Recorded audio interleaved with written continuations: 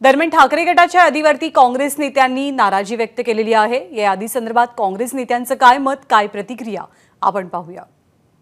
Covid के जमाने में जो मुंबई के गरीब प्रवासी मजदूरों को मुफ्त भोजन कराने की जो योजना थी, उस योजना में से कॉन्ट्रैक्टर से उनने दलाली ली।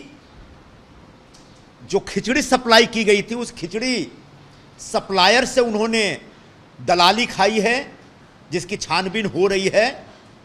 और ऐसे खिचड़ी चोर उम्मीदवार को शिवसेना ने हमारे सर पे थोपा है। हम इसका सरासर विरोध करते हैं।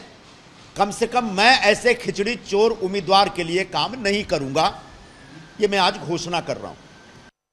उद्धवजी ठाकरे यांनी ज्या 2 जागावर उमेदवार घोषित केलेला आहे, थोडासा आघाडीचा धर्म जर पाडला असता तर नक्कीच आपल्याला त्याचा आनंद झाला असता।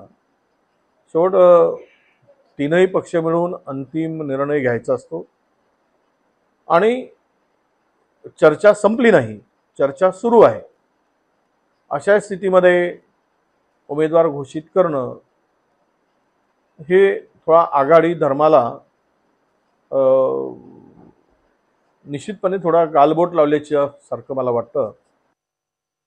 शिवसेना उद्धवजींच्या त्यांनी आज यादी जाहीर केली आणि त्यामध्ये सांगलीची जागा जाहीर केली, मुंबईच्या सर्व जागा जाहीर केल्या।